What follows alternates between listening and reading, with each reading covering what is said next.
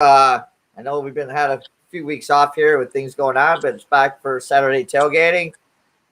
I'm back with Legion and Ross as they're going to break down 3 games apiece for Saturday's college football action. Ross looks like he's peppering the Big Ten this week, and Legion has a little bit of everything going on his slate. So, Legion, we'll start off with you. The game I like to see here. You're taking the Oklahoma State plus the 7.5. Yeah, so I'm buying the hook on this one just in case it ends at 7, which I don't believe it ends at 7. I think if Iowa State wins, it's going to be by a field goal or something late.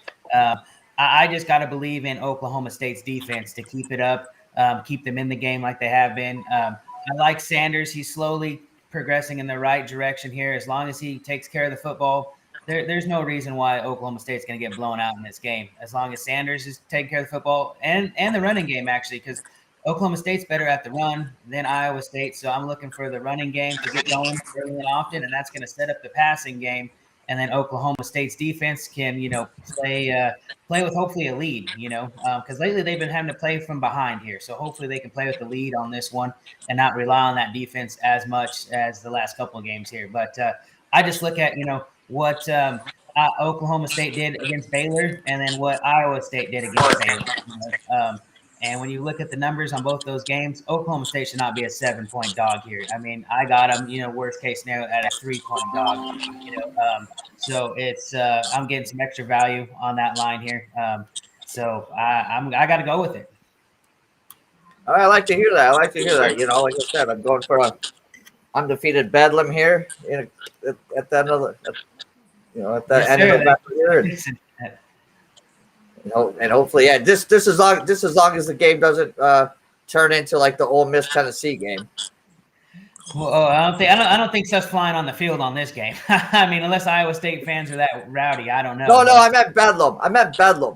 Oh, let's bedlam. Oh, well, because I don't want to spend any nights in Oklahoma jail. No, that's right. I was just saying, I expect you to be the one throwing a golf ball at a head coach. So. Yeah, that's right. That's right. I'll get that on video too for us all.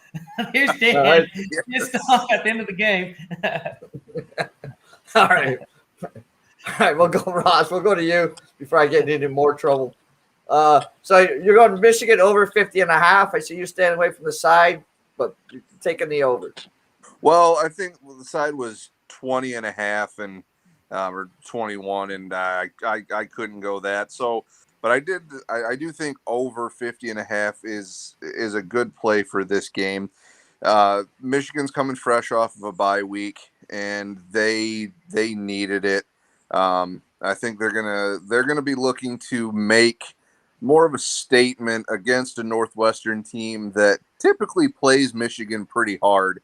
Another reason why I stayed away from a side on that, if it would have been, I would have probably taken Northwestern. But Northwestern tends to play Michigan pretty hard, but Michigan's coming fresh off of a bye week. They're going to look to get the running game back going. That's what they've hung their head on. Hopefully, McNamara has had a decent bye week, had a little bit of time to figure things out. But I seriously see that Michigan's going to put some points up. I do think that they still want to make a statement right now where they're at, being undefeated, going into next week's game against Michigan State.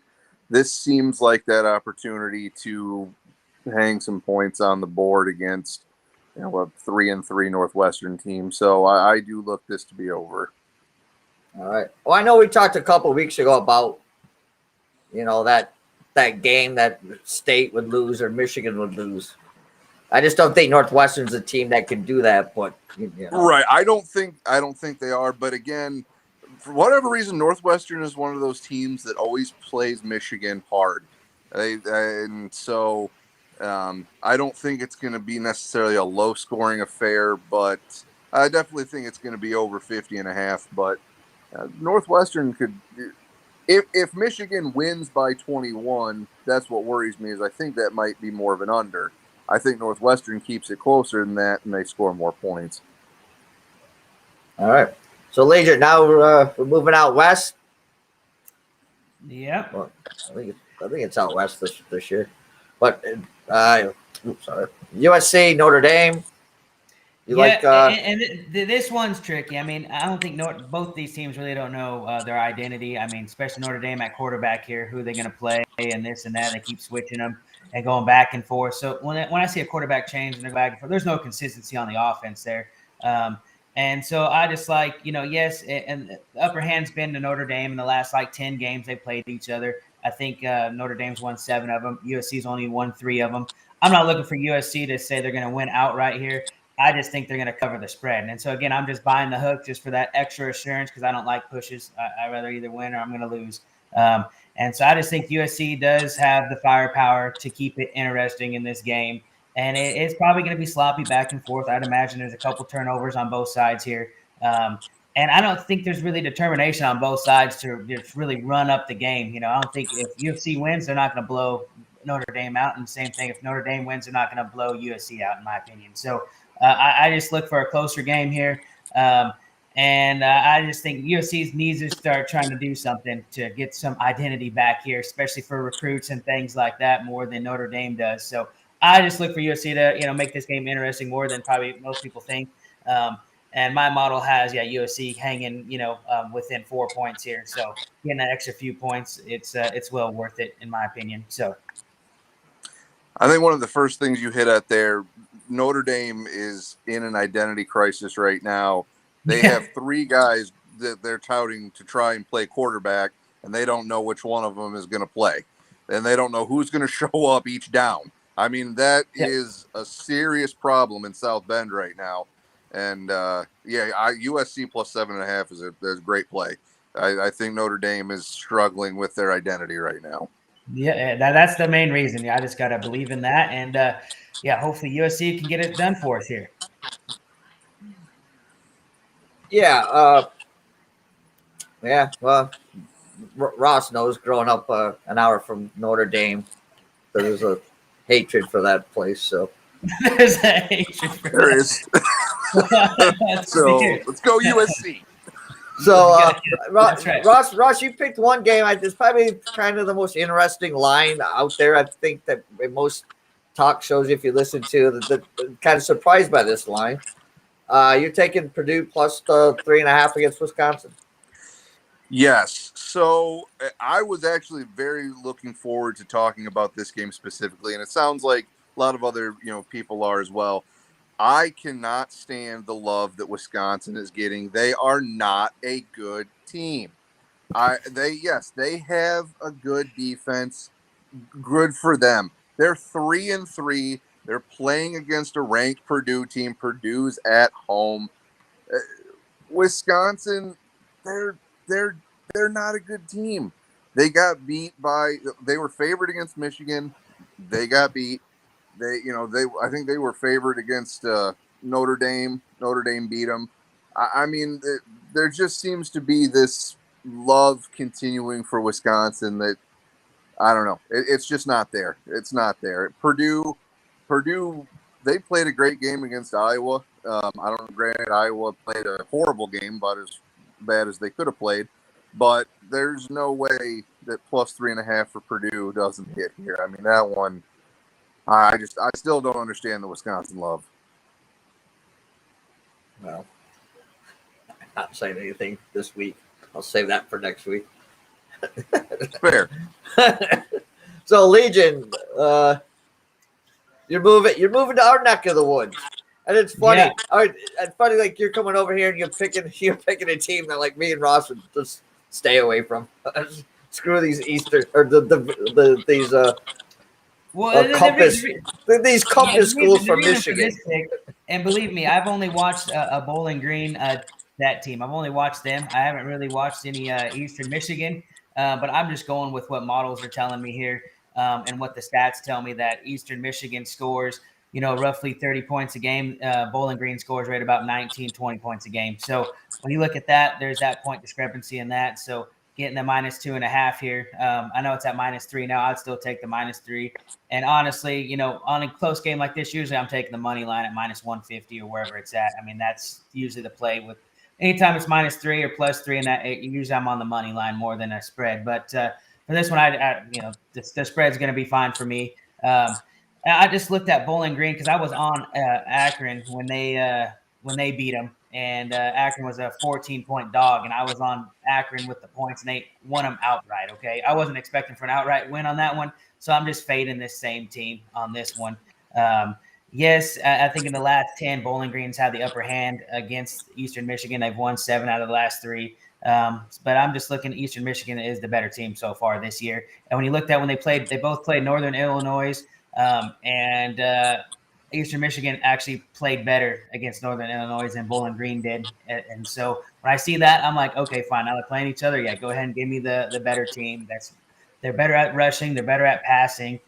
Slightly better at defense in certain areas. So I just got to go with them. Yeah, it's Bowling Green at home here, but I'm not going to buy into that at all. The way they've been playing football, I don't think they even care about playing football the way they've been playing. So, all right, sounds good. All right, so Ross, your last pick here. This one's more what, money over hatred? money. Ohio State. Yeah. Yeah, this one hurt, but it's smart, and that's the problem.